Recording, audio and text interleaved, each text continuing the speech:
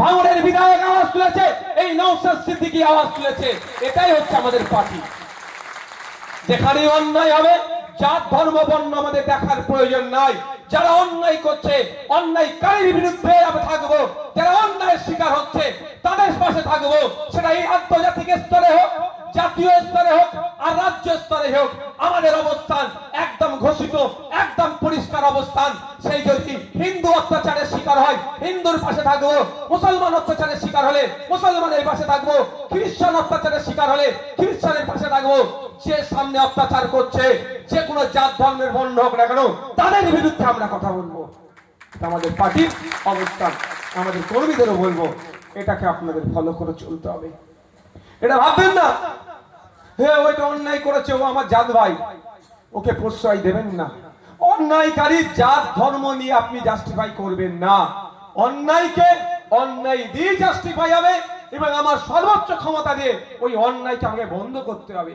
যদি মনে করেন এই অন্যায়কে আজকে আপনি প্রশ্রয় দেবেন, ও আপনার জাতের লোক, আপনার বন্ধু লোক, আপনার গোত্রের লোক, এক বর্ণের লোক, ওই অন্যায়কে আপনি প্রশ্রয় দিচ্ছেন, ওই আগুন যে লাগিয়েছে হয়তো আগামী দিনে ওই আগুনেও আপনি জ্বলতে পারেন। তাই আমাদের কাজ কি হবে? আমাদের অবস্থান ক্লিয়ার। রাশিয়া ইউক্রেনের লড়াই হচ্ছিল, কি আছে তো নাকি এখনো টুকটাক চলছে। মোদিজির নাকি এক ফোনে বন্ধ হয়ে গেছিল। সে আমি তো বুঝতেই পারছি আমরা কি বন্ধ হচ্ছে আর কি চলছে। দেশের প্রধানমন্ত্রীও নেই আবার। তো তখন আমাদের অবস্থানটা কি ছিল? রাশিয়া যেভাবে ইউক্রেনের উপর আক্রমণ করেছিল বা করছে, আমরা ইউক্রেনের পক্ষ নিয়ে রাশিয়ার আমরা বিরোধিতা করেছি। আপনারা দেখেছেন যখন ইসরায়েল প্যালেস্টাইনের উপরে আক্রমণ করছে বা করেছিল, আমাদের অবস্থান একদম ক্লিয়ার ছিল। প্যালেস্টাইনের পক্ষে আমরা নিয়েছিলাম, ইসরায়েলের আমরা বিরোধিতা করেছিলাম।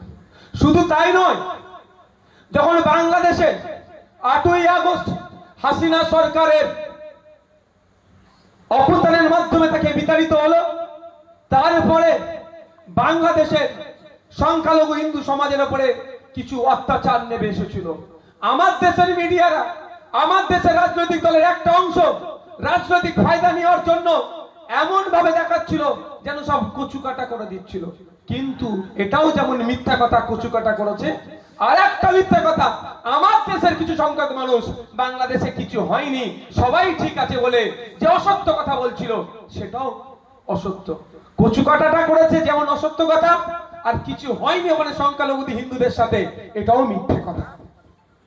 কারণ আমরা বুঝতে পারি তো ভারতবর্ষের সংখ্যালঘু আমরা, বাংলাদেশের সংখ্যালঘুরা কত শান্তিতে আছে। কি ভাই, এখানকার হিন্দুরা এটা বুঝতে পারবে না।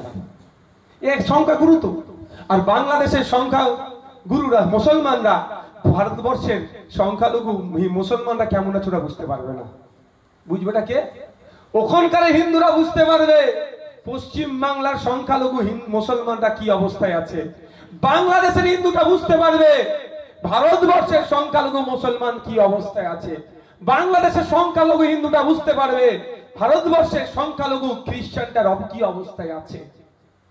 বুঝে আসছে তো? এখানে আমরা তার বিরোধিতা করে কেন বাংলাদেশের সংখ্যালঘু হিন্দুদের উপর অত্যাচার হবে, ওটা বন্ধ করতে হবে, সেই মর্মে আমরা আপনাদের কি সাথ নিয়ে, খেয়াল আছে আপনাদের, ডেপুটি হাই কমিশনের ভবন আমরা ঘেরাও করে রেখেছিলাম। আমাদের ডেপুটেশন নিতে চাইছিল না। আমাদের ডেপুটেশনে কি ছিল? আমাদের জাতীয় পতাকাকে কেউ না অপমান করে তার কথা বলা ছিল। আমাদের প্রতিবেশী রাষ্ট্র শান্তি ফিরিয়ে আনার কথা ছিল। আর আমাদের প্রতিবেশী রাষ্ট্রে সংখ্যালঘুদের হিন্দুদের উপর অত্যাচার বন্ধ করতে হবে, এই ডেপুটেশন ছিল। ওরা আমাদের ডেপুটেশন নিতে চাইছিল না, কিন্তু আমরাও না ছোট বান্দা, আমরা বলেছিলাম যতক্ষণ না ডেপুটেশন নেবে এই গেটের সামনে বসলাম, কোন অফিসারকে বারো হতে দেবো না, আর কোন অফিসারকে ঢুকতে দেবো না। বাধ্য হয়ে নিয়েছিল। আমাদের অবস্থা